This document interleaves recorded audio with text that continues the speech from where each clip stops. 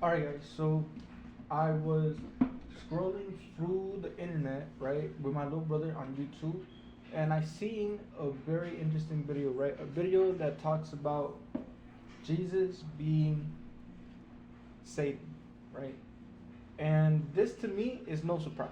Okay, well, why is it no surprise? Because in the universe, in everything, in you, in me, in water, in fire, there's always an opposite. There's always a other side to it, right? It's not just what you can see, but it's what is also in the mind. And let's take Jesus for example, right?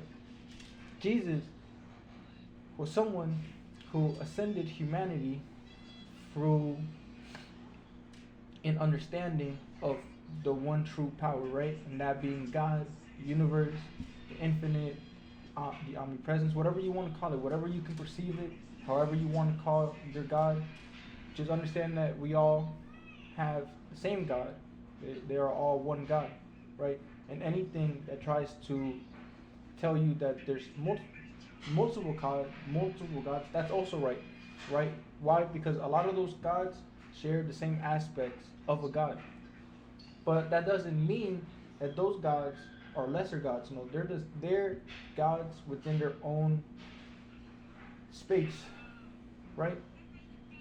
But they get their wisdom, their power, their knowledge through the one true source, which is the all, the infinite, true God. Don't even call it true God. It's just God, right? So what's the point I wanted to make this video? I wanted to make that distinction, right? That no matter who you worship, no matter who or what practices you might do, you're praying to a God, right? But you would be delighted to know that your God is God. It is all. It is all. It is everyone's God, right? And at the same time, it is nobody's God, right? It's only for the people who choose to believe in it. But you choosing to believe in God is you choosing to believe in faith that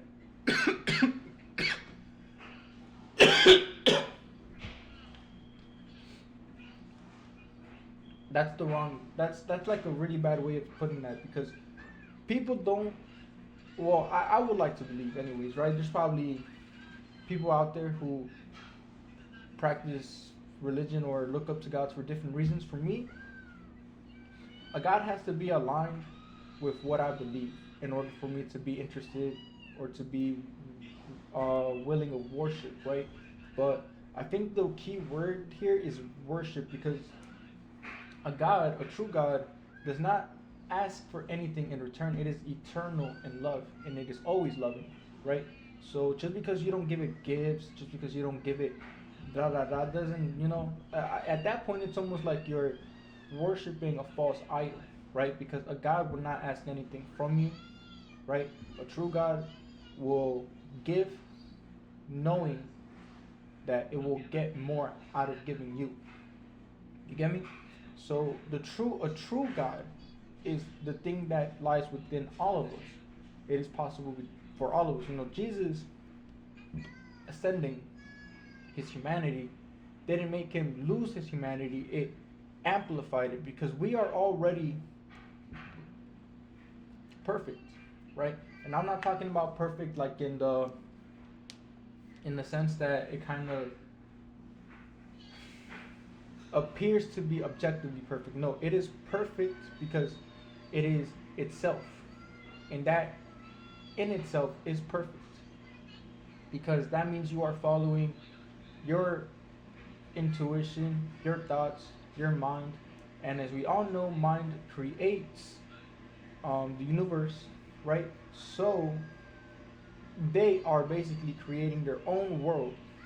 Us, the individual, are always constantly creating the world through our thoughts and through our beliefs that we choose to put energy behind. And this energy, you know, even though we can't see it accumulating, it is accumulating because it is in the state of becoming, so it is accumulating to manifest.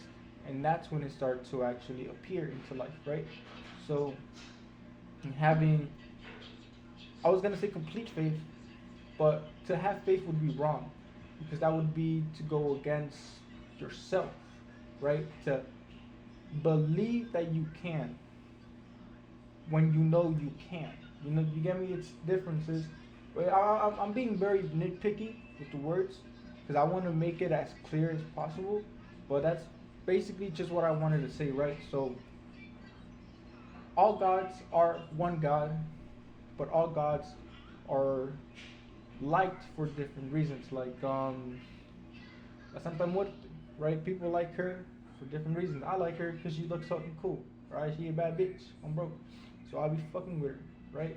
Other gods like Jesus, right? If you can consider him a god, right? I guess he would be God, right? People like him because he's forgiving, he's all love, and he shows people empathy, and he is basically like a role model of how people should be, right? But I think people get it twisted. Yes, we should try to incorporate some of the things that Jesus did, that he was, speaking about. So like forgiveness and love and empathy, and being like there for your fellow human and all type of shit. Like yeah, like you could add certain aspects of that to yourself, but you shouldn't lose yourself. You shouldn't lose the person that you are trying to become something. Even if that something is right and divine, it doesn't truly mean that you should pursue it like that, Because at that point, you're not being your own God. You're not being yourself. So you are just an imitation of someone else's version of God. But if you're doing that, then just take it slow. You don't have to like do a 180. These are things that you start to develop within yourself because you want to do better for yourself, or maybe you come into more deeper realizations of how the universe and how life works, and you start to realize, hey, it is literally to my benefit and everyone else's benefit if I start doing X, Y, and Z. So let me start doing X, Y, and Z. But yeah, so that's the end of the video, and I hope you guys gained some insight or some knowledge from what I said. Goodbye.